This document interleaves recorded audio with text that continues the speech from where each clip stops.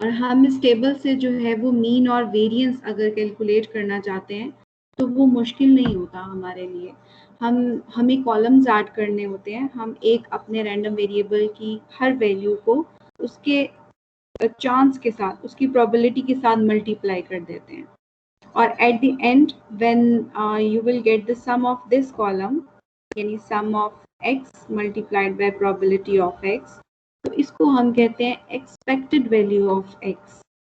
और यही जो एक्सपेक्टेड वैल्यू ऑफ x होती है, ये उसी रैंडम वेरिएबल का, ठीक है, रैंडम वेरिएबल मींस के वही जो रैंडम एक्सपेरिमेंट के कंक्लूजन में हम जिस चीज को नोटिस कर रहे होते हैं, वेरिएबल ऑफ इंटरेस्ट, उसकी एवरेज हमें मिल जाती है, इसी को हम मीन कहते हैं। और लिटरेचर में अगर पॉपुलेशन का स्टडी हम कर रहे होते हैं तो इसको म्यू भी लिखा होगा, मीन भी लिखा होगा, और एक्सपेक्टेशन ऑफ एक्स, ये तीनों बातें जो है ये एवरेज के लिए लिखी जाती हैं लिटरेचर में, आपकी बुक में। फिर उसके बाद हमने सीखा था कि if we have to calculate the variance for this random variable, तो हम एक और कॉलम क्रिएट करते हैं एक्स स्क्वायर, अपने रैंडम वेरिएबल की हर ऑब्जर्वेशन को पहले स्क्वायर करते हैं, फिर उसके बाद हम प्रोबेबिलिटी जो भी एसोसिएटेड है उसके साथ मल्टीप्लाई करते हैं। Eight the end of this column हमें जो है वो सम करना होता है इसी कॉलम का, यानी वेरिएबल की स्क्वायर्ड ऑब्जर्वेशंस को प्रोबेबिलिटी के साथ जो मल्टीप्लाई किया था हमने, और ये जो हम सम करते हैं ना टोटल, इसका नाम हमने रखा है एक्सपेक्टेशन ऑफ एक्स स्क्वायर। अब expectation of x and expectation of X square को यूज करते हुए हम वेरिएंस कैलकुलेट करेंगे अपने इसी रैंडम वेरिएबल का। सो वेरिएंस ऑफ एक्स का फॉर्मूला हमने देखा था, एक्स स्क्वायर की एक्सपेक्टेशन, यही जो आपने कैलकुलेट किया है, उसमें से हम सब्ट्रैक्ट करेंगे स्क्वायर, और किसका स्क्वायर हमने सब्ट्रैक्ट करना है, एक्सपेक्टेशन ऑफ एक्स का स्क्वायर। सॉरी, ये स्क्वायर यहाँ नहीं था, एक्सपेक्टेशन ऑफ एक्स का whole square. In other words मैं इसको मीन भी लिख सकती हूँ, इसमें से आप मीन जो है उसका जो स्क्वायर है ना उसको माइनस कर देंगे, this is called your variance, ये वेरिएंस है। सो ये हमने लास्ट लेसन में हमने सीखा था कि if the random variable is discrete and the question is कि उसका मीन और वेरिएंस कैलकुलेट करना है, तो हम ये प्रोसीजर यूज करते हैं। इसके अलावा ऑप्शनल है, अगर आप चाहें तो अपने वेरिएबल की हर वैल्यू में से मीन को पहले माइनस कर दें, जो आपको आंसर मिलेगा फिर उस आंसर को स्क्वायर कर दें, और अब ये जो स्क्वायर्ड आंसर्स हैं इनको आप यही, यानी 2 और 2 में से मीन माइनस करके स्क्वायर, तो ये प्रोबेबिलिटी यूज करेंगे मल्टीप्लिकेशन के लिए। It's totally up to you. आपको जब यहाँ पर सम करेंगे ना इस कॉलम का, तो वो डायरेक्ट वेरिएंस मिल जाता है आपको, और अगर आप ये फॉर्मूला यूज करते हैं तो this is also the correct procedures, दोनों बातें बिल्कुल ठीक हैं ये। तो ये हमने लास्ट लेसन में सीखा था। आज इसकी बहुत ही सिंप्लीफाइड और इसी कॉन्सेप्ट की एक्सटेंशन है कि हमारे पास, अच्छा आगे जाने से पहले एक्सरसाइज 8B पे मूव करने से पहले, हमने जो 8A एक्सरसाइज है ना हमारी, इसमें क्वेश्चन नंबर 1 दोनों पार्ट्स उसके, फिर क्वेश्चन नंबर 2 है, देन क्वेश्चन नंबर 3 है, फोर्थ क्वेश्चन है, fifth question, yes question number 6 है, क्वेश्चन नंबर 7 में you have to open your notes, और जहां आपने 6A एक्सरसाइज का क्वेश्चन नंबर 4 उसका टेबल बनाया होगा आपने, वही वाला टेबल आपने पिक करना है, और उस टेबल पे एक्सपेक्टेशन ऑफ एज और फिर वेरिएंस ऑफ एज कैलकुलेट करना है, ठीक है। यानी आपका इस तरह से कंक्लूडेड एक प्रोबेबिलिटी डिस्ट्रीब्यूशन टेबल बना हुआ होगा आपके पास इसी फॉर्मेट का। लेकिन वो जाहिर है कि 6A क्वेश्चन एक्सरसाइज का क्वेश्चन नंबर 4 है उसका होगा, तो आपने उसके ऊपर ये फॉर्मूलाज अप्लाई करने हैं, एक्सपेक्टेशन ऑफ एज और वेरिएंस ऑफ एज कैलकुलेट करना है। Then question number 8 is very simple, आपने ए की वैल्यू पहले कैलकुलेट करनी है, और वी यूज द कॉन्सेप्ट कि सम ऑफ द प्रोबेबिलिटीज 1 के इक्वल होता है। सो इसको यूज करते हुए पहले आप ए को फाइंड आउट करेंगे, फिर उसके बाद मीन और वेरिएंस कैलकुलेट करने के बाद आपने आंसर में स्टैंडर्ड डेविएशन बताना, you have to take the square root. ये जो 9th क्वेश्चन है, इसके लिए ए और बी आपके पास 2 unknowns are here. So first तो आपने उसी तरह से इसको रिलेट करना है, आपने सम ऑफ द प्रोबेबिलिटीज 1 के इक्वल जो है लिखते हैं हम, तो आपको एक इक्वेशन मिल जाएगी। थोड़ा जूम कीजिएगा। अब सही है? सो ए और बी अननोन्स हैं, हमें 2 इक्वेशंस रिक्वायर्ड होती हैं if you are having 2 unknowns. So first equation you will get from here, ये जो लास्ट टाइम हमने एक एग्जांपल भी की थी, और सेकंड इक्वेशन आपको मिलेगी जब आप एक्सपेक्टेशन कैलकुलेट करेंगे।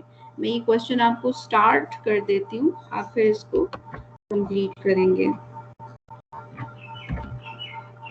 Then we will move towards the exercise 8B.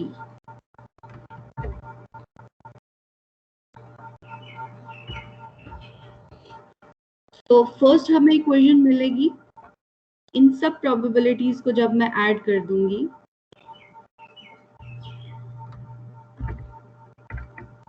इसको मैं साइड पर ले आती हूँ, ये क्वेश्चन का पार्ट है। सो प्रोबेबिलिटीज में आप देखें 0.05 है, देन 0.25 है, देन A, B, 0.1 एंड 0.3। ये सब प्रोबेबिलिटीज के जो आंसर्स हैं, इनको हम ऐड करें तो आंसर शुड बी 1। अब ये ए और बी तो एज इट इज ही रहने दें आप, बाकी सबको अगर आप ऐड कर लेते हैं तो 0.1 एंड 0.3 0.4 हो गया, 0.4 एंड 0.25 0.65 हो गया, और ये 0.7 हो गया। So I am getting 0.7 plus A plus B is equal to 1। मैं ए और बी को इसी साइड पे रहने देती हूँ और 0.7 को हम उस साइड पर ले जाएंगे, तो it turns out to be 0.3। This is my equation number 1। अब इक्वेशन नंबर 2 के लिए आपने क्या करना है कि यहाँ पर एक कॉलम या फिर रो, अभी मैं यहाँ पर इसी तरह से रो वाइज ही चल रहे हैं हम, एक्सपेक्टेशन ऑफ y कैलकुलेट करने के लिए आप y वेरिएबल की वैल्यूज को प्रोबेबिलिटीज के साथ मल्टीप्लाई करते चले जाएं। सो 2 मल्टीप्लाइड बाय 0.05, 0.1 is here। हम ये वन इक्वेशन को पहले बी के लिए सॉल्व करने और फिर ए के लिए उस इक्वेशन को दोबारा सॉल्व करने। हाँ बिल्कुल, लेकिन 2 अननोन्स है ना, मैं अगर बी के लिए पहले इसको सॉल्व करूं तो ये 0.3 माइनस ए मुझे मिल जाएगा ना। यस बट मैम, फिर उसको मेन इक्वेशन में पुट करते हैं जिसमें 1 है हमारे पास। अभी तो इसके अलावा और कोई इक्वेशन है ही नहीं है, ये एक ही तो इक्वेशन थी जो थी, मैंने उसी को सिंपलीफाइड किया हुआ है। मैम अब इसको 1 वाली इक्वेशन में पुट कर देना जो ऊपर हमने लिखा, हमने तो बी को इक्वेट कर दिया ना 0.3 माइनस ए के। अब a plus B is equal to 0.3 है, उधर b की जगह 0.3 माइनस ए पुट करके a की वैल्यू निकाल लें और उसके बाद फिर इस तरह b की वैल्यू निकाल लें। ऐसा नहीं हो सकता? यानी कि मैं इसी इक्वेशन में दोबारा इसको इनपुट कर दूं? यस नहीं मैम। नहीं, ऐसा तो नहीं हम कर सकते हैं। मैंने इसी इक्वेशन से तो इसी को लिया और मैं इसी को इसमें रख दूं, वो सेम ही बात होगी। 2 अननोन्स के लिए 2 साइमल्टेनियस इक्वेशंस होना हमारे पास जरूरी होता है। फिर 3 को 0.25 से आप मल्टीप्लाई करें, 0.75, यहाँ पर मेरे पास 4a हो जाएगा, ये 5b है, और 6 मल्टीप्लाइड बाय 0.1 0.6 हो गया, and 0.3 multiplied by 7 is 2.1।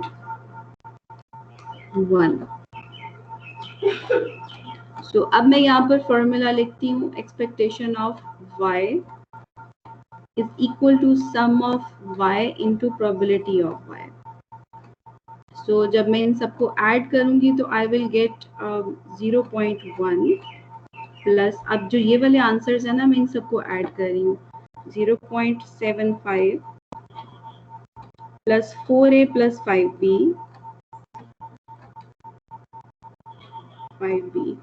and 0.6 and 2.1। ये मेरे पास सेकंड इक्वेशन यहाँ से आएगी हमारे पास। एक्सपेक्टेशन ऑफ y का आंसर हमें उन्होंने बताया हुआ है क्वेश्चन में कि आपने 4.9 लेना है एक्सपेक्टेड वैल्यू ऑफ y को। तो मैं यहाँ पर एक्सपेक्टेड वैल्यू ऑफ y के जगह पे 4.9 यहाँ मेंशन कर दूंगी।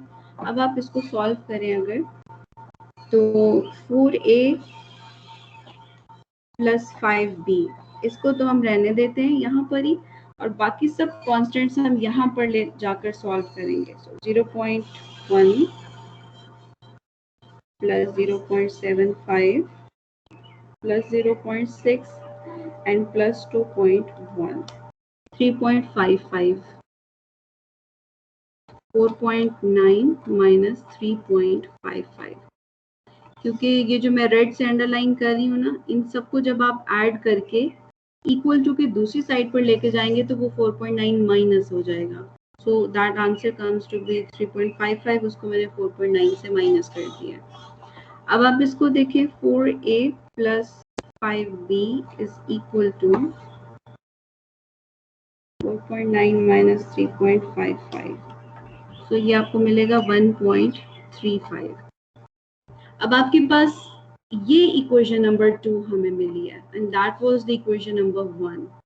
अब b की वैल्यू आपने 0.3 माइनस a ली हुई है, आप इसको इसमें इनपुट कर दें। ये सब्स्टिट्यूशन मेथड होता है।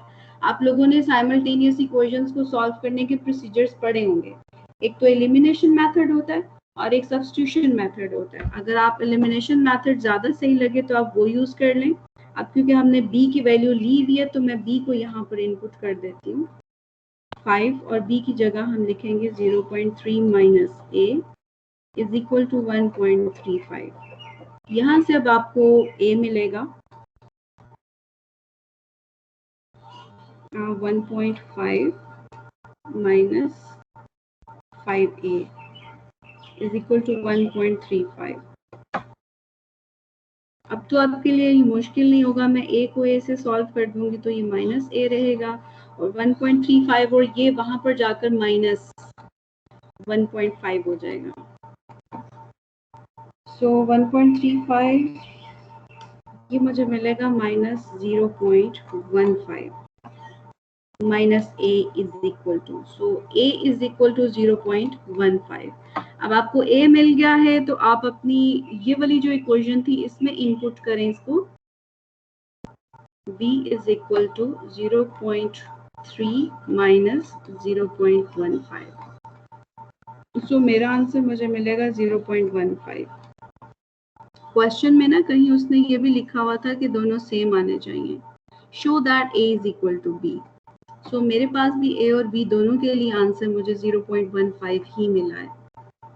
सो इस तरह से आपने इस क्वेश्चन को, बस it's complete now. 10th question, a game is played by throwing a fair dice until either a 6 is obtained or 4 throws have been made. Let x denote the number of throws made.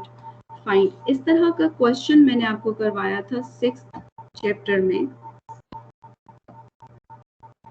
मैं आपको इसलिए question number दिखाना चाह रही हूँ ताकि करेंगे आप ये खुद, और सॉल्यूशन आपने देखना है।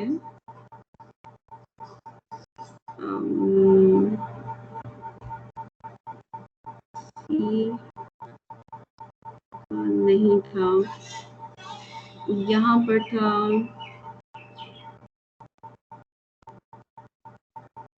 ये वाला। Satish picks a card at random from an ordinary pack. If the card is an ace, he stops. If not, he continues to pick cards at random. ये वाला जो क्वेश्चन है ना 6A एक्सरसाइज का, बिल्कुल आपने इसका सोल्यूशन जहन में रखना है, अपने सामने ही रख लीजिएगा। उसी क्वेश्चन के सोल्यूशन पे आपका ये 8th एक्सरसाइज जो है 8A ये थोड़ा सा मैं पेजेस स्क्रॉल कर रही हूँ।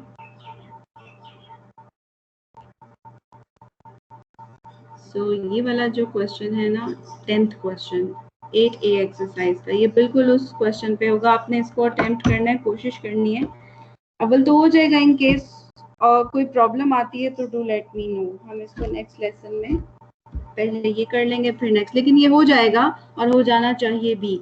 आपने 6 चैप्टर का जो क्वेश्चन है वो जिसको कंसल्ट करना है वो मैंने आपको बता दिए, 11th क्वेश्चन भी हो जाएगा। अब हम प्रोसीड करते हैं। नेक्स्ट हमें बताया है कि अगर जो आपके पास वेरिएबल जिसका प्रोबेबिलिटी डिस्ट्रीब्यूशन टेबल आपको प्रोवाइड किया गया है वो बाइनोमियली डिस्ट्रीब्यूटेड वेरिएबल है, तो फिर हमारे पास एक तो आपके पास ये प्रोसीजर जनरलाइज्ड इसको कहते हैं कि जनरलाइज्ड तरीका तो यही है कि हम रैंडम वेरिएबल की सब वैल्यूज और प्रोबेबिलिटीज लेकर फिर हम x into probability of x column बनाएंगे और x square into probability of x column बनाएंगे if the purpose is to calculate mean and variance. ठीक है, हमने मीन और वेरिएंस ही कैलकुलेट करना है, but this time my variable is binomially distributed, so 3 and 1/4. X variable is binomially distributed with a value of n 3 and p 1/4 है। इसका अगर आप जनरलाइज्ड फंक्शन लिखते हैं ना x is equal to x probability के लिए, that comes out to be ncx होता है, so n is 3cx। p raise to power x है तो p हमें 1/4 दिया हुआ है और q यहाँ पर 3/4 होगा 3 माइनस x। और x वेरिएबल की अगर आप डोमेन देखें, अगर 3 ट्रायल्स या 3 independent random observations are taken तो मेरी नंबर ऑफ सक्सेसेस मिनिमम क्या हो सकती है? No success, may be 1 success, 2 successes और 3 सक्सेसेस। फोर्थ नहीं आ सकती है क्योंकि ट्रायल्स ही हम सिर्फ 3 जो है वो अटेम्प्ट करते हैं। So this is the domain of my variable of success. अब यहाँ पर अगर हमें क्वेश्चन में ये कहा जाए कि एक्सपेक्टेशन ऑफ एक्स भी कैलकुलेट करें और वेरिएंस ऑफ एक्स भी कैलकुलेट करें, तो रेगुलर प्रोसीजर तो यही होता है कि यहाँ पर आप एक्स वेरिएबल की वैल्यू 0 रखें, 1 रखें, 2 एंड 3 रखें, तो आपको प्रोबेबिलिटीज के आंसर्स मिलते जाएंगे ना। मैं अगर 3cx में x को पहले 0 रखूंगी तो 3c0 1/4 रेज टू पावर 0 और 3/4 रेज टू पावर 3 आ जाएगा। फिर जब मैं 1 इनपुट करूंगी तो 3c1 1/4 raise to power 1 and 3/4 raise to power 3 minus 1 2 and so on. तो आपको इस तरह से प्रोबेबिलिटीज के आंसर्स मिल जाएंगे। अब जब आपके पास वेरिएबल की वैल्यूज और उनकी प्रोबेबिलिटीज आपको मिल जाएं तो next step we have learned to calculate the expectation of X. हम एक्स वेरिएबल को यानी वेरिएबल की सब वैल्यूज को उनकी प्रोबेबिलिटीज के साथ मल्टीप्लाई करते चले जाएंगे एंड एट द एंड हम इस कॉलम को सम कर लेंगे और ये जो सम करके हमें आंसर मिलता है हम इसी को एक्सपेक्टेशन ऑफ एक्स कहते हैं। एंड नेक्स्ट स्टेप वही जो हम वेरिएंस के लिए करते हैं कि वेरिएबल की वैल्यूज का स्क्वायर पहले लेते जाएं और 0 होगा, 1 होगा, 4 होगा एंड 9 हो जाएगा और फिर आप इनको प्रोबेबिलिटीज के साथ मल्टीप्लाई करते हैं and then you will get your expectation of X square. फिर हम क्या करेंगे कि वेरिएंस की कैलकुलेशन के लिए हम फॉर्मूला यूज करेंगे जो एक्सपेक्टेशन ऑफ एक्स स्क्वायर है, इसमें से हम माइनस करेंगे स्क्वायर और किसका स्क्वायर हम लेंगे? एक्सपेक्टेशन ऑफ एक्स का स्क्वायर लेंगे जिसको हम मीन भी कहते हैं। सो ये फॉर्मूला अप्लाई करेंगे तो आपको वेरिएंस मिल जाएगा हमारे रैंडम वेरिएबल एक्स के लिए। सो ये एक जनरल प्रोसीजर है, but if we are told in the question कि ये वेरिएबल बाइनोमियल डिस्ट्रीब्यूशन को फॉलो करता है तो फिर हमारे लिए मीन और वेरिएंस कैलकुलेट करने के लिए शॉर्टकट फॉर्मूला होता है, एक इक्वेशन होती है जिसको मैं यूज कर सकती हूँ।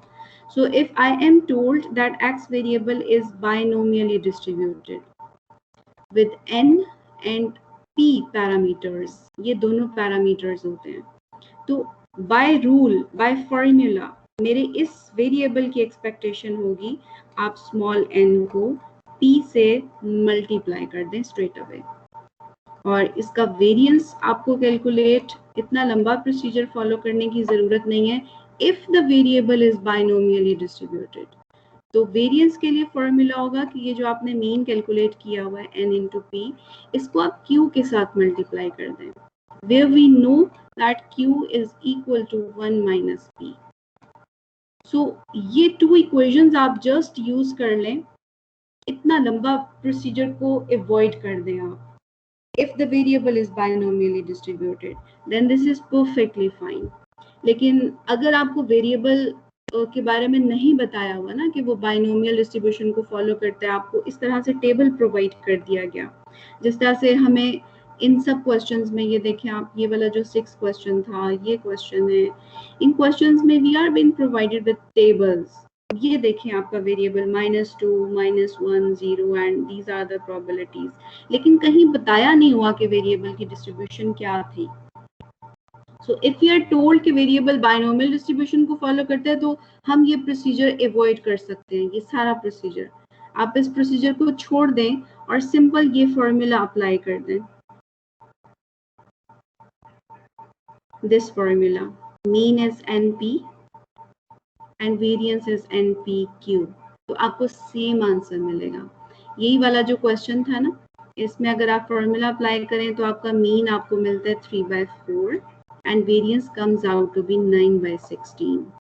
सो हम यहाँ पर आते हैं, n की वैल्यू यहाँ पर है 3 और p की वैल्यू है 1/4 और q हमें मिलेगा 3/4, जो मैं 1 - 1/4 करती हूँ, यानी 1 - p, तो 3/4 ये मेरे पास गिवन इंफॉर्मेशन है। सो एक्सपेक्टेशन ऑफ x का आंसर होगा NP। So n is 3 and p is 1/4. So answer comes out to be 3/4. और वेरिएंस के लिए क्या हमने सीखा था कि ये जो आपने मीन कैलकुलेट किया है ना n इंटू पी, इसको आप मल्टीप्लाई कर दें q के साथ। सो NP का आंसर मुझे 3/4 कैलकुलेशन में मिला है और q जो था वो 3/4 है। So that comes out to be 3 3s are 9 and 4 4s are 16. So variance is 9/16 and 3/4. और अगर आप इसको देखेंगे जो आपने टेबल से कैलकुलेट किया था, तो वहां पर भी मीन 3/4 एंड वेरिएंस 9/16 ही मिला था हमें। ये चीज बहुत इंपॉर्टेंट है, but this is only for the binomially distributed variable, जो कि रैंडम वेरिएबल है। अब क्वेश्चंस आपको इन्हीं फॉर्मूलाज की एप्लीकेशन पर दिए जाएंगे। For example, calculate expectation of x and variance of x, और आपको बताया है कि x variable is binomially distributed with n 3 है और 1/4 इज p, तो आपके पास 3/4 एंड 9/16, जो मैंने अभी आपको करके दिखाया, मीन और वेरिएंस का आंसर इस तरह से मिल जाएगा आपको। अब इसी तरह की क्वेश्चंस होंगे। Nails are sold in packets of 100 nails का पैकेट है और वो उसी पैकेट में इस तरह से सेल आउट हो रहे हैं। Occasionally a nail is faulty, some time ऐसा होता है कि उस पैकेट में से कोई नेल जो हो सकता है कि वो फॉल्टी हो। The number of faulty nails in a randomly chosen packet is denoted by x. So x is about number of defective nails, assuming that faulty nails occur independently at random.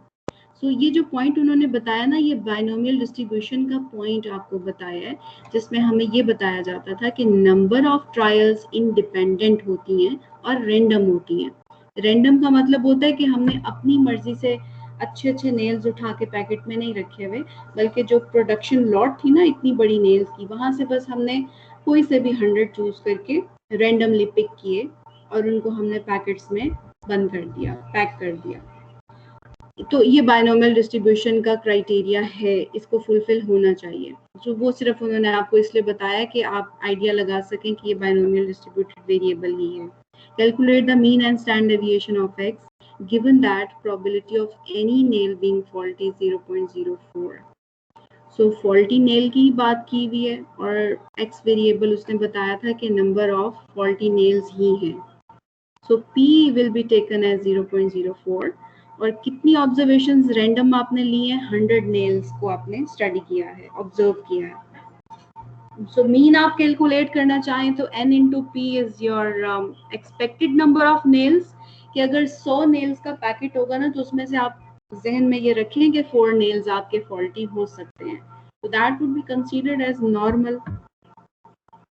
और variation अगर आप इसकी calculate करें तो N P into Q है, सो वो answer आपको 3.84 and square root of variance is standard deviation. So आप इस तरह प्रोसीड करेंगे। बाकी इस तरह से जो क्वेश्चन दिया होगा कि given that x is binomially distributed, n is 10 and p is 0.3, find expectation of x and variance of x। तो सिंपल आपने np फॉर्मूला यूज करना है एक्सपेक्टेशन ऑफ x के लिए और np into q ये यूज करना है वेरिएंस के लिए।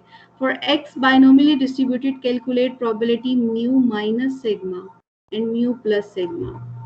NP जो होता है ना उसको हम मीन कहते हैं और मीन को हम म्यू भी लिखते हैं, और NPQ वेरिएंस होता है और वेरिएंस को हम सिग्मा स्क्वायर लिखते हैं। ये बहुत इंपॉर्टेंट पॉइंट है, ये आपने याद रखना है कि जब पॉपुलेशन को स्टडी करें ना तो सिग्मा स्क्वायर लिखते हैं हम, और अगर सैंपल स्टडी कर रहे होते हैं तो हम एस स्क्वायर भी उसको लिख सकते हैं। ये हमने 3rd चैप्टर में सीखा था।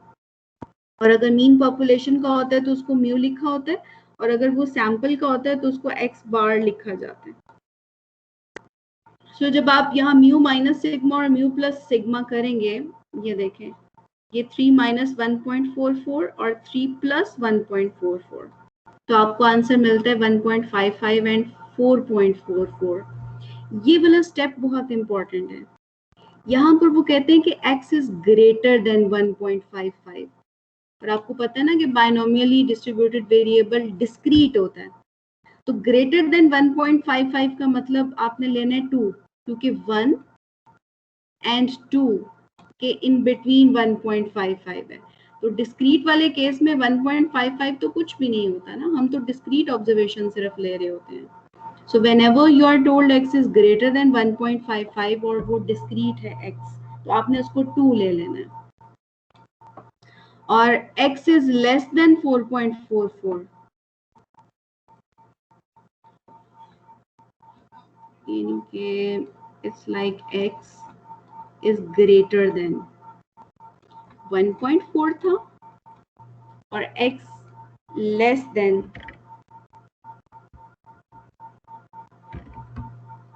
4.4 एंड 4।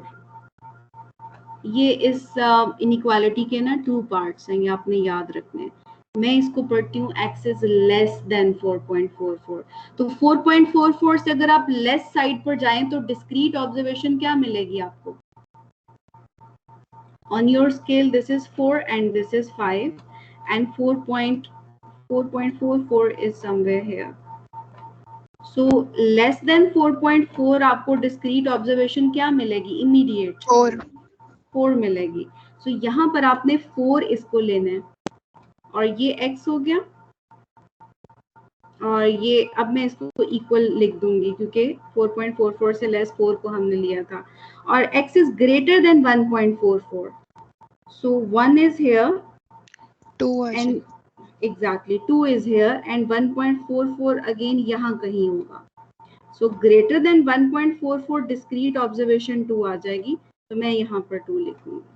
So आपने in short क्या करना है कि probability x is equal to 2 plus x is equal to 3 plus x is equal to 4। ये पॉइंट्स देखें कि ये आपने खुद से स्टडी करके देखा है कि हमने प्रोबेबिलिटी किन पॉइंट्स पर कैलकुलेट करनी है इस चीज को लेकर। ठीक है, इस पॉइंट से इस स्टेप में आना इज वेरी इंपॉर्टेंट, कि ये जो उन्होंने आपको एक रेंज बता दी है, इनइक्वालिटी बता दी है, इसमें आखिर उन्होंने पूछा क्या है हमसे। So ultimately we came to know के x is equal to 2 plus x is equal to 3 plus x is equal to 4, ये हमें आंसर देना है। So that was the part of this question। फिर इन्होंने x is equal to 2, x is equal to 3 और x is equal to 4 पे probabilities calculate करके जो भी answers आ रहे थे उनको add कर दिया। So मोस्टली हमारे पास इस बुक में ना 3 सिग्निफिकेंट फिगर्स तक हमें आंसर देना होता है. So whenever you have to answer in 3 significant figures, point के बाद अगर 3 डिजिट्स पे रहना है तो पहले आप 4 डिजिट्स तक आंसर लें, फिर उसको राउंड कर लें. यानी रूल होता है, ये बहुत पुरानी बात है, कहीं हमने जब राउंडिंग सीखा था और सिग्निफिकेंट डिजिट्स तो फिर हमने ये सीखा था. सो क्वेश्चन इसी तरह कहीं होंगे बस इस एक्सरसाइज में. और ये देखें कि y variable is binomially distributed n and p, और एक्सपेक्टेशन ऑफ y आपको बता दिया और वेरिएंस बता दिया. n और p पता ही नहीं है हमें कि क्या है, लेकिन वेरिएंस और मीन हमें बताया उन्होंने. तो हम इस तरह से इक्वेशन फॉर्मेट देकर उसे वैल्यूज इनपुट करेंगे और n और p को हम कैलकुलेट करेंगे. So calculated n is 36 and p is 2/3. ठीक है, NP 24 and NPQ is 8. NP 24 and NPQ 8 बताया हुआ है. वैसे आइडियली आसान सी बात है कि मैं NPQ is equal to 8, इसको मैं डिवाइड कर दूं NP is equal to 24 के साथ. तो NP और NP से कैंसिल हो जाएगा और Q रह जाएगा. सो 8/24 का मतलब है 1/3. सो Q आपको 1/3 मिल गया तो आप P भी कैलकुलेट कर सकते हैं. P जो है वो 2/3 हो जाएगा ना. सो इफ P इज 2/3 तो यहाँ N और 2/3 लिखें इज इक्वल टू 24, तो आपको N का आंसर मिल जाएगा. माशाल्लाह आपका मैथ्स तो बहुत ही एक्सीलेंट होगा, आपको मुश्किल नहीं होगी, क्योंकि आप लोग डिस्क्रीट मैथ्स में और अलजेब्रा में पढ़ते हैं ना, इक्वेशंस को साइमल्टेनियस सॉल्व करना, एलिमिनेशन मेथड इनपुट करना है आपने, या फिर किस सब्स्टिट्यूशन मेथड से सॉल्व करना है, तो वो आप ये हैंडल कर लेंगे. एक्सरसाइज 8A अगर आप देखते हैं तो अब ये आपको मुश्किल नहीं लगेगा, क्योंकि आपको जब बता दिया जाए ना कि x variable is binomially distributed, तो स्ट्रेट अवे आप इसको NP कह दें एक्सपेक्टेशन को, और वेरिएंस को NP into Q कह दें, and you can take your answers. इस क्वेश्चन में देखिए आप, batch of capsules of a certain drug contain 2% of damaged. A bottle contains 42 of these capsules. Calculate the mean and standard deviation of the number of damaged capsules. Assuming, अब ये जो assuming के बाद वाली बात होगी, ये आपको information बताई जा रही है कि आप अपने वेरिएबल को बाइनोमियल ले सकते हैं.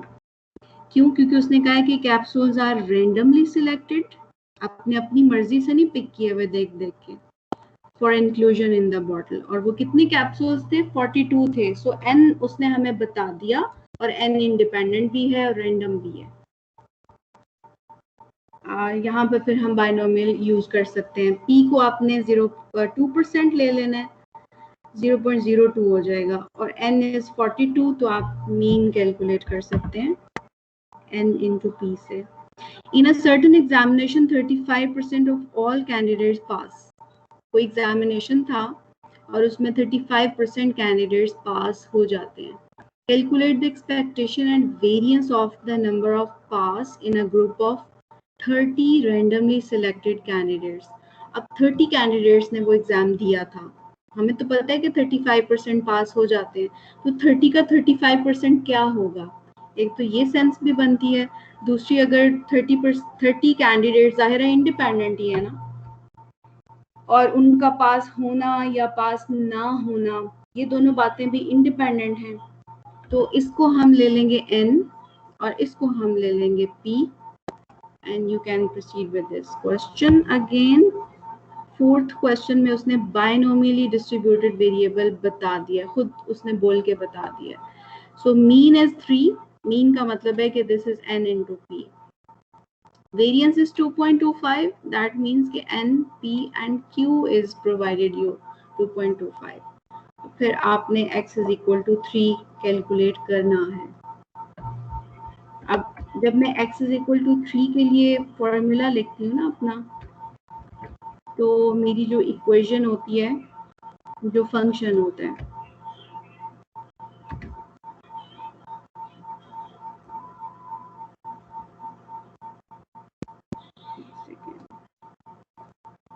सारे क्वेश्चन सिलेक्ट कर लेती हूँ।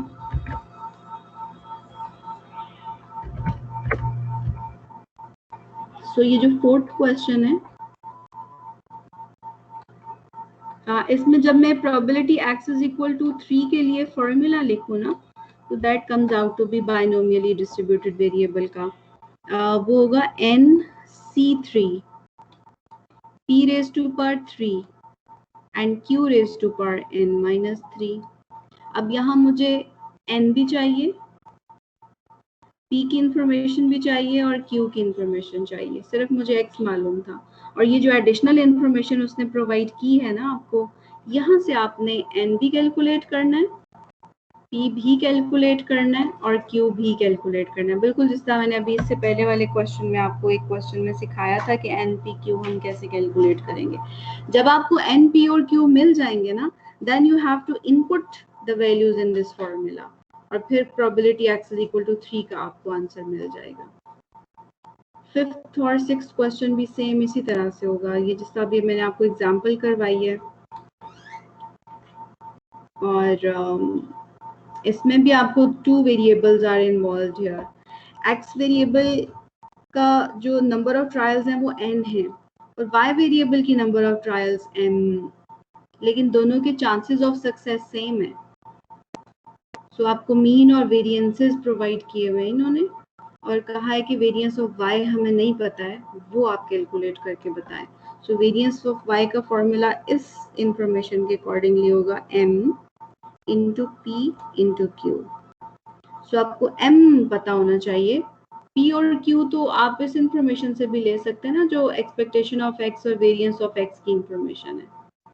सो p और q वहां से ले लें और m भी कैलकुलेट करके फिर आप ये वेरिएंस ऑफ y जो है ये इसका आंसर आपको मिल जाएगा, क्योंकि उसने आपको एक्सपेक्टेशन ऑफ y बताई हुई है 2 है और एक्सपेक्टेशन ऑफ y जो होगी वो m इंटू p होगी। ये आसान है क्वेश्चन, सिर्फ 2-3 स्टेप्स में आप आंसर की तरफ पहुंच जाते हैं, तो it will not take much of your time. ये आपने कंप्लीट करना है। मिसलेनियस एक्सरसाइज तो अगर आप देखते जाए ना, तो ये उसी तरह से प्रोबेबिलिटी डिस्ट्रीब्यूशन टेबल आपको दिया हुआ है, लेकिन उन्होंने कहीं बताया नहीं है कि ये बाइनोमियल है। तो आपको expectation of x into probability of x और वही स्टेप्स फॉलो करने हैं जो 8A एक्सरसाइज के थे। Question number 2, then question number 3,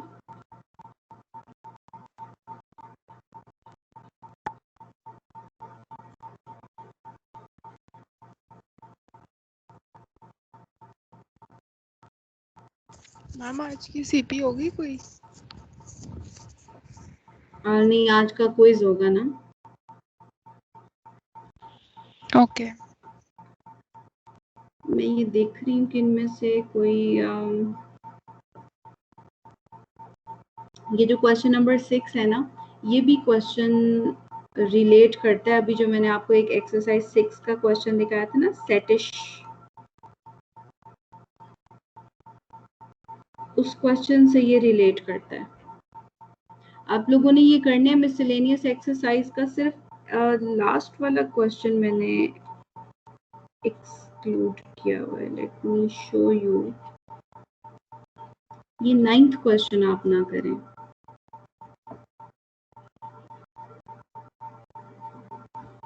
ये जो 8th क्वेश्चन है, इसमें A is missing here and B is missing. मैंने आपको एक एग्जाम्पल भी करवाई है और अभी एक स्टार्ट में क्वेश्चन भी करवाया था, where you have to calculate A and B। तो बिल्कुल सेम प्रोसीजर आपने फॉलो करना है। एक्सपेक्टेशन का उन्होंने आपको आंसर बताया हुआ है, तो एक इक्वेशन आपको यहाँ से मिलेगी और एक इक्वेशन आप ये जो रूल यूज करते हैं कि sum of the probabilities should be 1।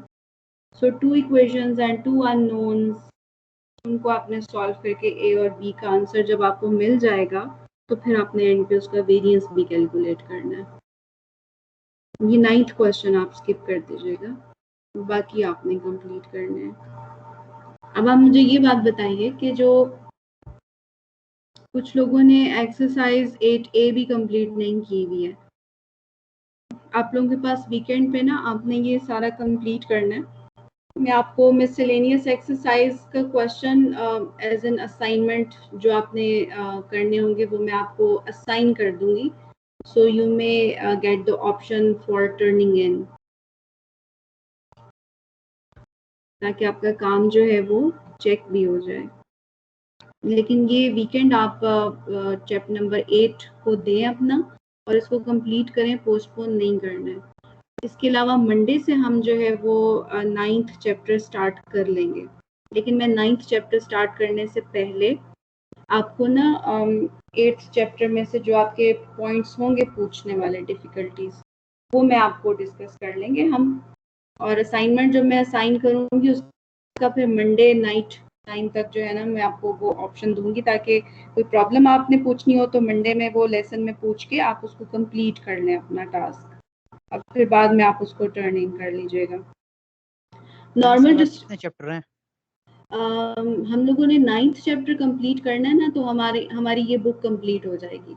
फिर हमारे पास बाकी का जो सेक्शन है वो दूसरी बुक में से है, तो कोर्स आउटलाइन में मेंशन्ड है, तो फिर हम दूसरी बुक की तरफ जाएंगे। लेकिन मोस्ट प्रोबेबली हम नॉर्मल डिस्ट्रीब्यूशन के बाद ना रिग्रेशन एनालिसिस हमारा बहुत इंपॉर्टेंट होता है। जो स्ट्रेट लाइन ऑफ इक्वेशन तो आप लोगों को पता होगी ना, y is equal to mx plus c पढ़ा होगा आपने, स्लोप होता है और y इंटरसेप्ट होता है, कुछ वो वाले कॉन्सेप्ट्स हम यूज करेंगे रिग्रेशन और कोरिलेशन एनालिसिस में। तो बाकी का आपका सेगमेंट बहुत ही आसान है। वैसे ये मिड टर्म के बाद वाला portion is more interesting and practical even you can say. तो नॉर्मल डिस्ट्रीब्यूशन की ना कुछ वीडियोस मैं आपको पोस्ट करूंगी, वो आप ज़रूर देखिएगा।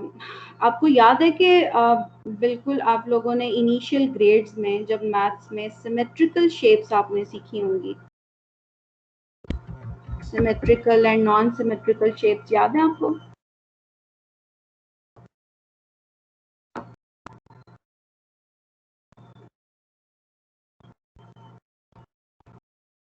इसके अलावा फिर हमने 3rd चैप्टर में symmetrical curve and asymmetrical curve यानी स्क्यूड, वो चीज भी स्टडी की थी। So this curve is symmetrical, अगर मैं कहूँ तो। सही बात है, शायद मुझे सही मेरे से ड्रॉ ना हुआ, लेकिन एट अ ग्लैंस जो आपको इसकी पिक्चर मिल रही है, is it symmetrical? Yes, ma'am. और what about this curve, is this symmetrical? इसको 1 कह देते हैं और इसको 2 कह देते हैं। Curve number 2 is symmetrical? No. No, और ma'am. ये जो 3rd वाला है, ये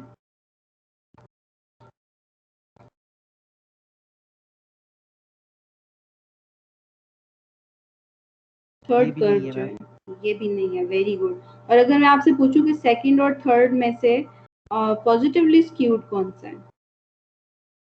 थर्ड।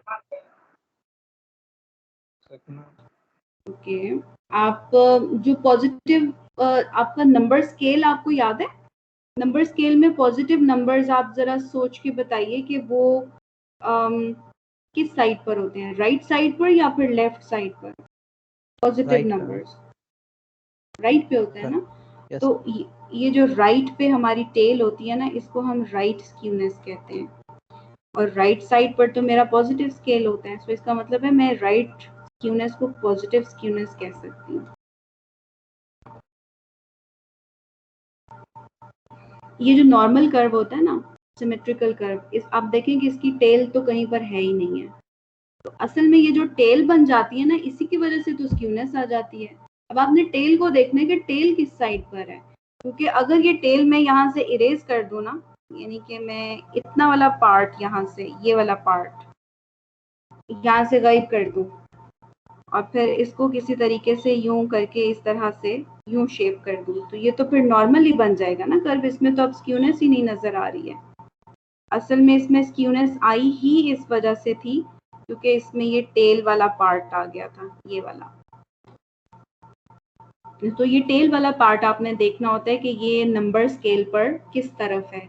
ये पॉजिटिव नंबर स्केल की तरफ है ना, तो ये स्क्यूनेस इसलिए मैं पॉजिटिव कहती हूँ, और ये नेगेटिव स्केल्ड नंबर्स की तरफ है ये टेल, तो इसलिए मैं इसको नेगेटिव स्क्यूनेस कहती हूँ। आई होप कि अब आप भूलेंगे नहीं, याद रहेगा आपको कि अगर मैं टेल वाला पार्ट इसके ऊपर अपना हाथ रख लें ना आप, या इसको यूं कर लें कि इरेज कर दें, पेपर रख दें इसके ऊपर, तो बाकी वाला पोर्शन तो नॉर्मल ही है ना, सिमेट्रिकल कर्व भी बता रहा था आपको, सिर्फ इसकी वजह से मेरी सिमेट्री सारी खराब हो गई है, इस टेल की वजह से। तो टेल अब आप सोच लें कि नंबर लाइन पर किस तरफ को है, नेगेटिव स्केल लाइन की तरफ है या फिर पॉजिटिव नंबर्स की तरफ है। फिर it is towards the negative numbers, तो मेरे डेटा में एक्स्ट्राऑर्डिनरी स्मॉल नंबर्स आ गए थे और स्क्यूनेस आ गई। किसी भी तरह से आपको ये कॉन्सेप्ट अब अपने जहन में रखना है, लेकिन इसमें अब आपने मिस्टेक नहीं करनी है, ये आपका गलत आंसर नहीं होना चाहिए इस स्टेज पर आके। अगर आपसे कोई भी कर्व दिखाकर पूछा जाए कि स्क्यूनेस है कौन सी, तो अब आपको परफेक्टली राइट गेस देना है, गेस भी नहीं कहना चाहिए, सही आंसर देना है बल्कि। अब ये वाला जो सिमेट्रिकल कर्व होता है ना, इसके बारे में हम सारा कुछ पढ़ेंगे 9th चैप्टर में। हम स्क्यूनेस को नहीं स्टडी करेंगे। 9th chapter is all about your symmetrical curve, और इसको हम नॉर्मल कर्व कहते हैं। मैम क्विज कब तक असाइन हो जाएगा? बस मैं आपको असाइन करने लगी हूँ कुछ ही देर में। So this curve is normal curve, इसको हम 9th चैप्टर में पढ़ेंगे इंशाल्लाह नेक्स्ट वीक में। सो बिफोर मूविंग 8 चैप्टर की भी कुछ वीडियोस अपलोड पोस्ट कर दें 8 चैप्टर के लिए। ओके, ठीक हो गया, जिसमें आपने एक्सपेक्टेड वैल्यू और वेरिएंस कैलकुलेट करना है, और प्लस ये कि बाइनोमियल का मीन और वेरिएंस। ठीक हो गया, मैं ये भी पोस्ट कर दूंगी। Thank you ma'am. वेलकम। मैं आपको क्विज असाइन कर देती हूँ, आप लोग क्विज स्टार्ट करें, फिर I will take attendance.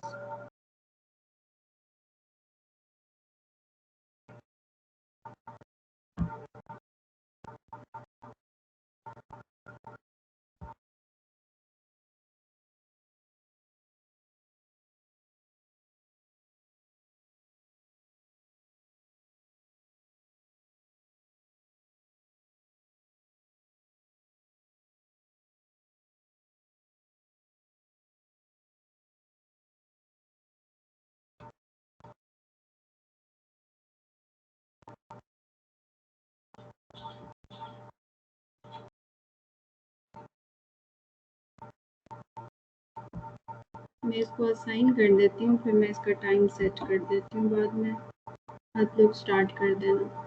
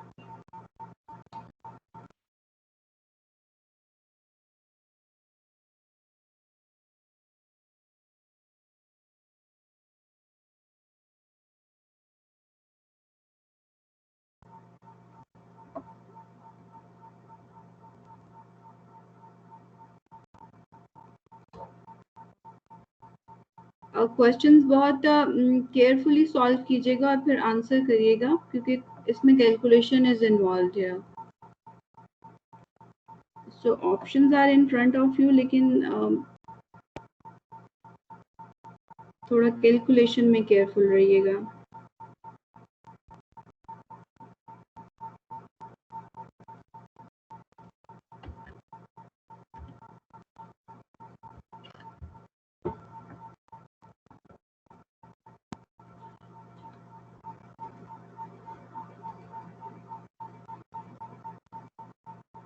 25 minutes हैं आपके पास।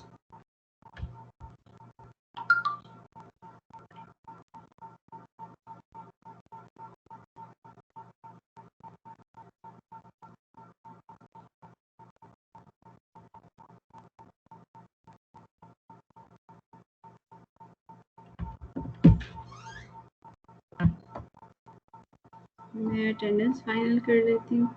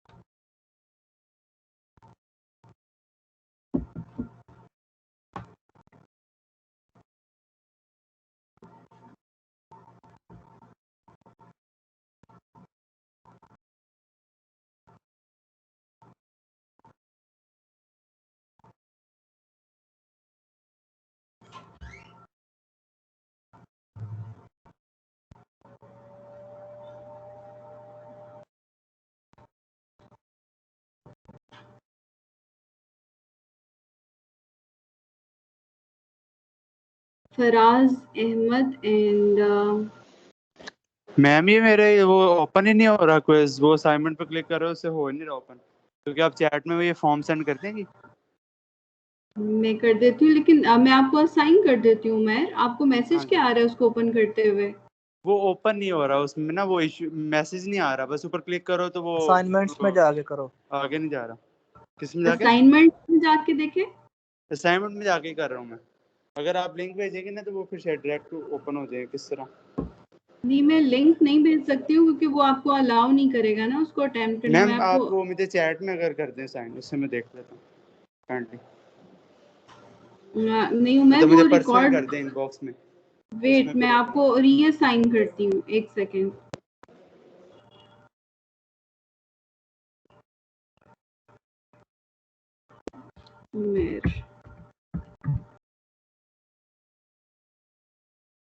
Umar Shaukat, roll number 248। Ma'am ये कल रात तक ड्यू है क्विज? बिल्कुल भी नहीं। 11:59 शो हो रहा। मैंने टाइम चेंज कर दिया था।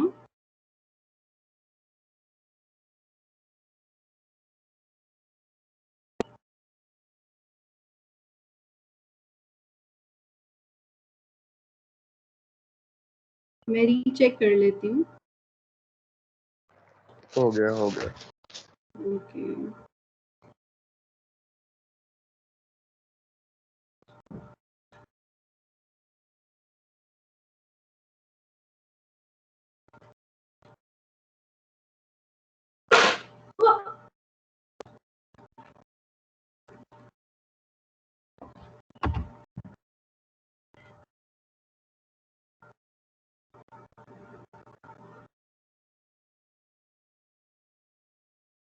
उमर, मैंने आपको असाइन किया है। इन फ्यू सेकंड्स आपको असाइन हो जाता है। मुझे फिर देख के बताइए आपको रिसीव हुआ है।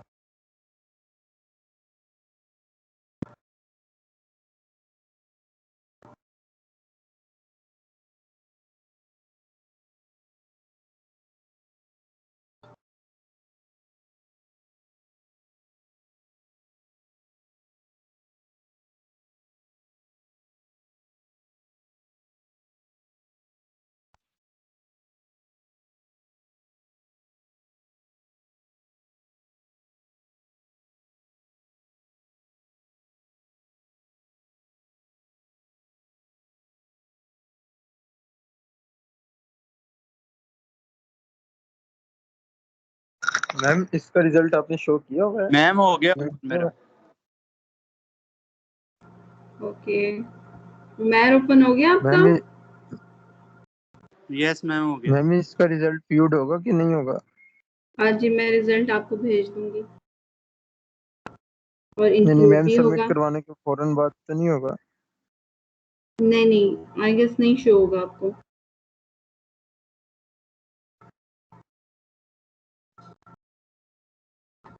ये आप क्यों पूछ रहे हैं वैसे?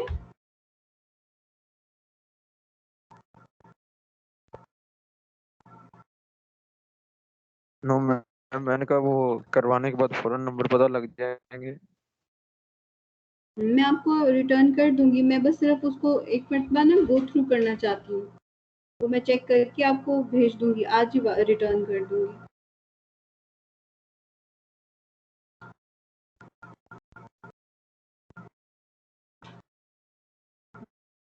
फैसल, फराज, महजबीन और मलिक यूसुफ, आप लोगों ने इतनी जल्दी कैसे कर लिया क्विज?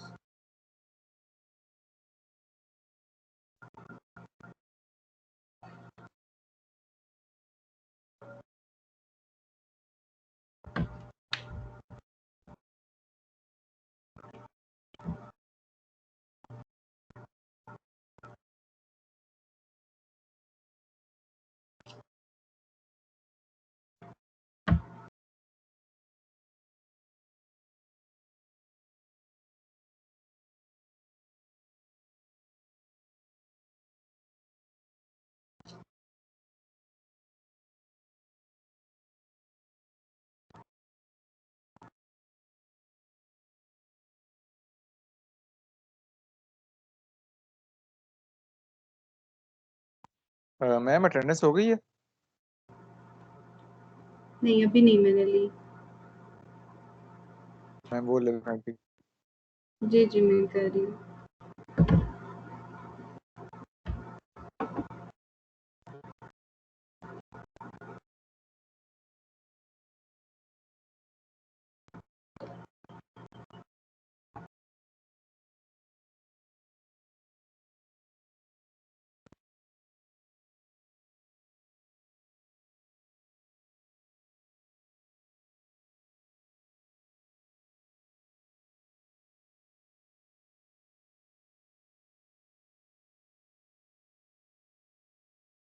आपने सैम अटेंडेंस मार्क कर दी है या नहीं?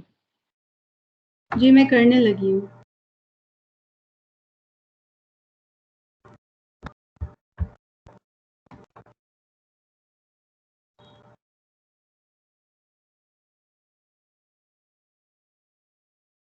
मैम मुझे आपकी आवाज़ नहीं ठीक आई। मैंने अभी फाइनल नहीं अब मार्क की अटेंडेंस, मैं अभी करने लगी हूँ।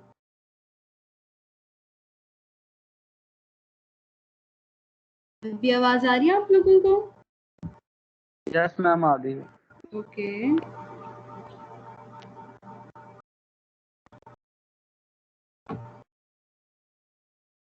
मैम कर लिए, अटेंडेंस लगा दूं? ओके।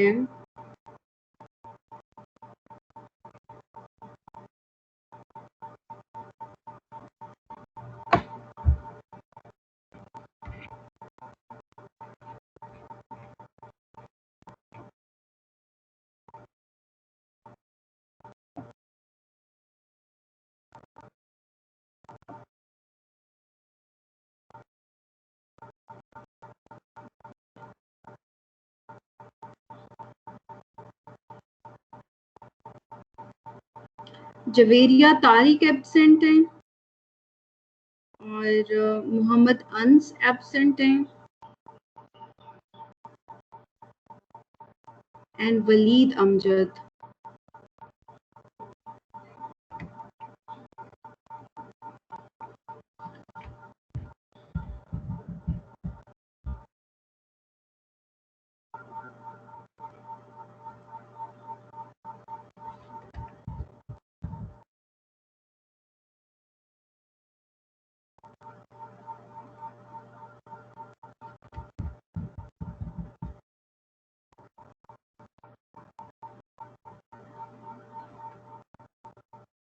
सो 3 लोग एब्सेंट हैं आज। मैं आपको रिपीट कर देती हूँ उनके name. Waleed Amjad, roll number 121. Then roll number 147 Mohammad Ans और जवेरिया तारिक है रोल नंबर 0062.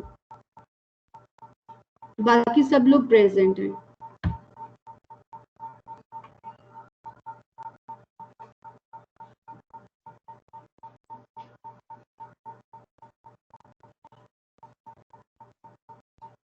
Who is आज लेट? ले लें, इंटरनेट का बहुत इशू है. जवेरिया इज सेइंग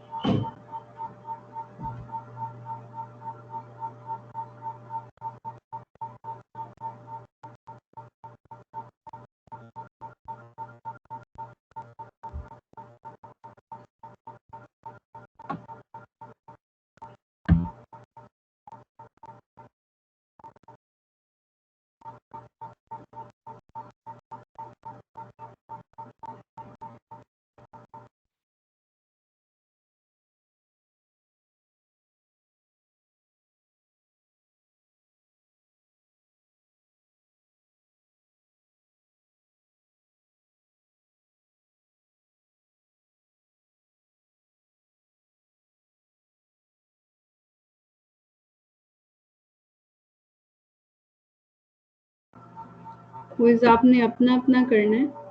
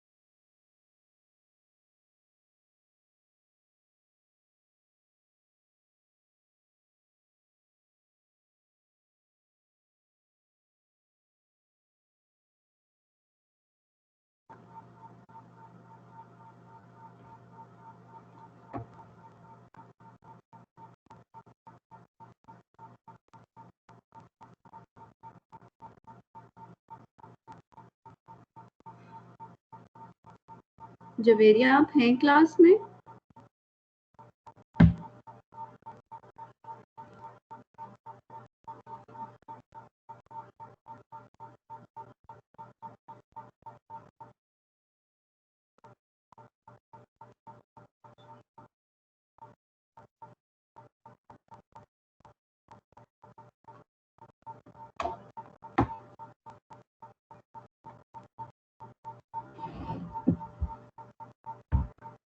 आपको मैंने मैसेज पढ़ा था जवेरिया कि इंटरनेट इशू आ रहा है, तो इसलिए मैंने आपको इनविटेशन सेंड की थी अगेन. आई होप कि आप क्विज अब आप सॉल्व कर रही हैं. Yes, you have viewed the quiz.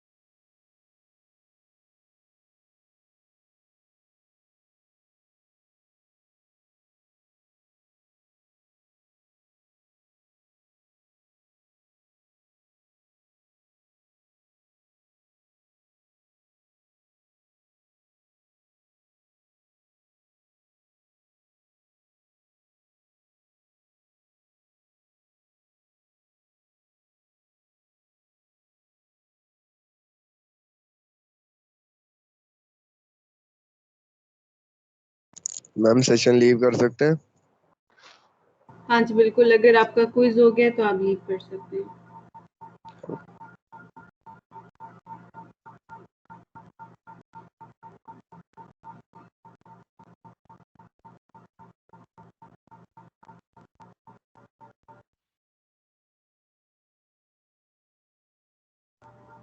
Quiz का टाइम 25 तक है,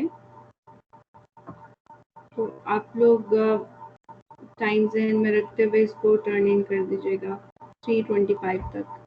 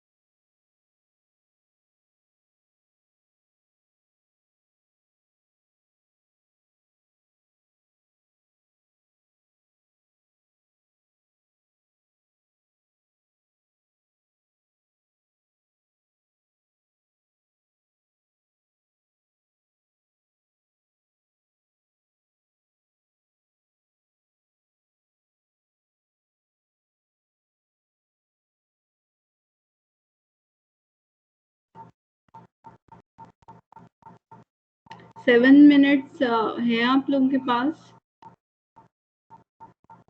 और जो कर चुके हैं मैं, you may leave the session.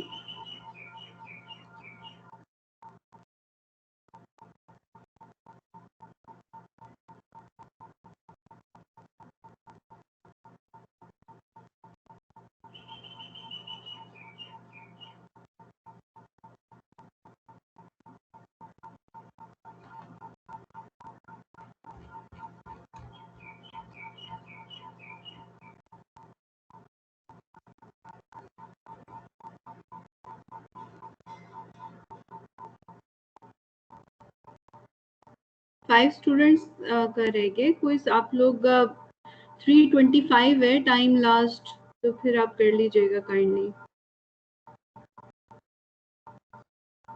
जो कर चुके हैं मैं, आप लोग सेशन लीव कर सकते हैं। मैं आप लोगों को असाइनमेंट असाइन कर दूंगी,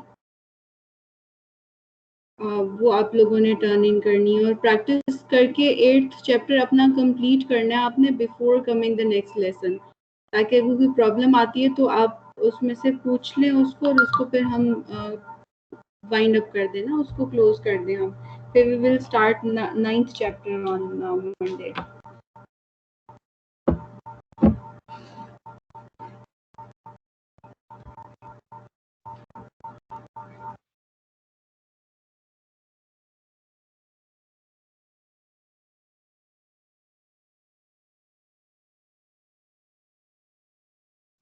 excuse me ma'am.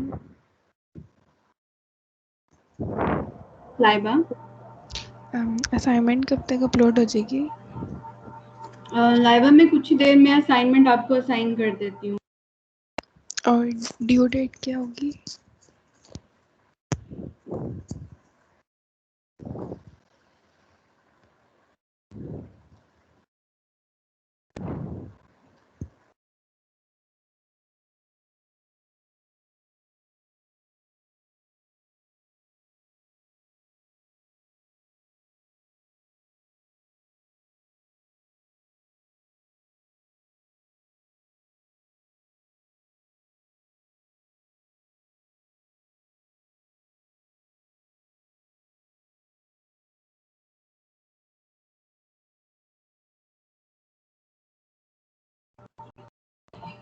Sorry, my voice was distorted. मैं आपको बता रही थी कि मैं 8 o'clock आपको असाइनमेंट असाइन कर दूंगी। Okay ma'am.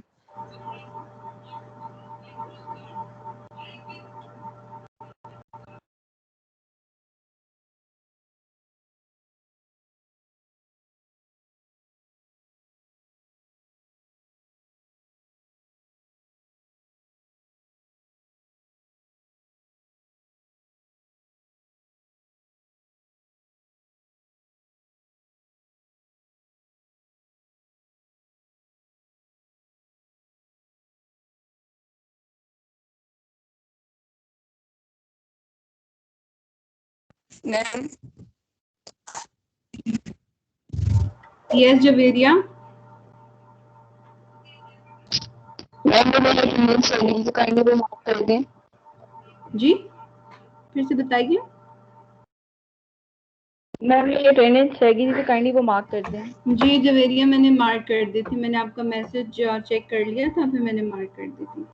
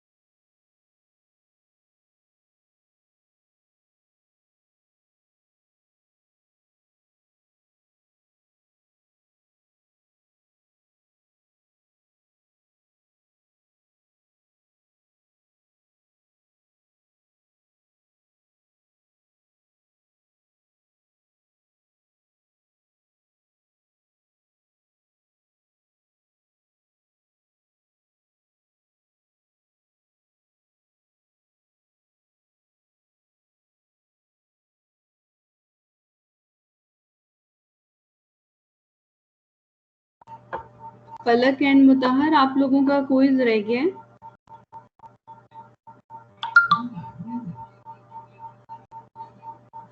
अभी आप लोगों ने सबमिट नहीं कराया।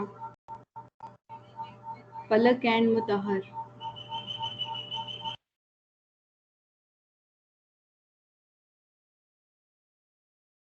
मैम करवा दिया मैंने।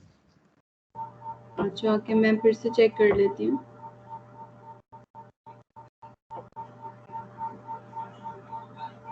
यस, अब रिसीव हो गया। ठीक है, थैंक यू सो मच, आप लोगों ने कर लिया। You may leave the session. Mutahar का अभी नहीं मुझे रिसीव हुआ।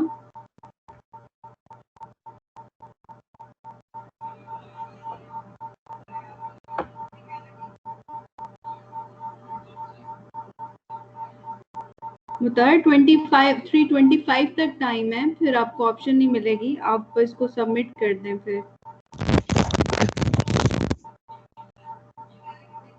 यस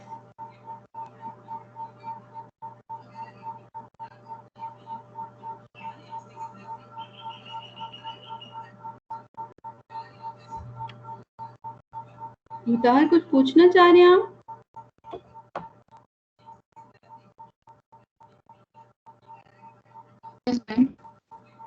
यस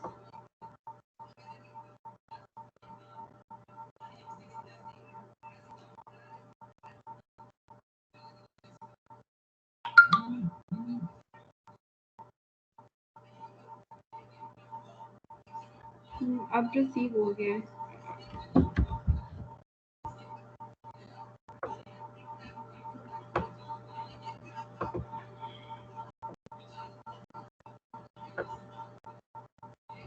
रूल नंबर 35, आप कुछ पूछना चाह रहे हैं?